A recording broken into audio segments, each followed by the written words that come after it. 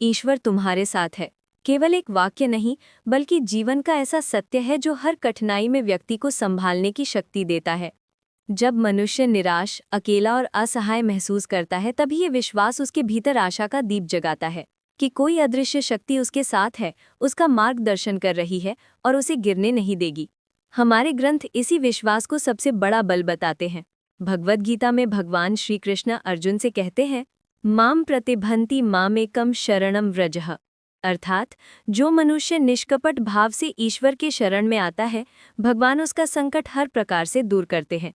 इसका संदेश यही है कि जब हम अपने कर्तव्य मार्ग पर चलते हुए ईश्वर पर भरोसा रखते हैं, तब कोई भी परिस्थिति हमें हरा नहीं सकती। रामचरितमानस में गोस्वामी तुलसीदास जी लिखते हैं, विपत्ति काल करी कवन बिघाना, जाके रहित सदा रघुनाथा।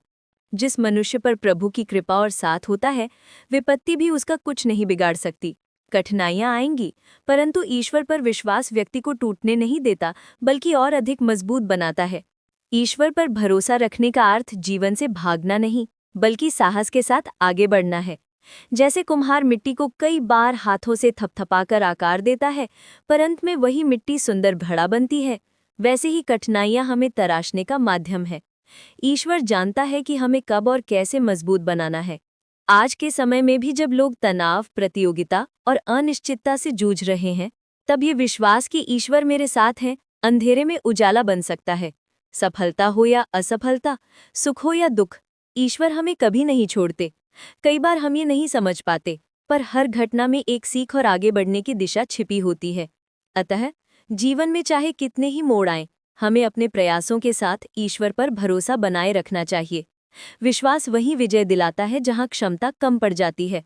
याद रखिए, जब मन थक जाए, परिस्थिति कठोर हो जाए, रास्ते बंद लगे, तब भी विश्वास मत छोड़िए, क्योंकि जो चलता है ईश्वर के सहारे, उसके आगे हर दरवाजा खुल जाता है।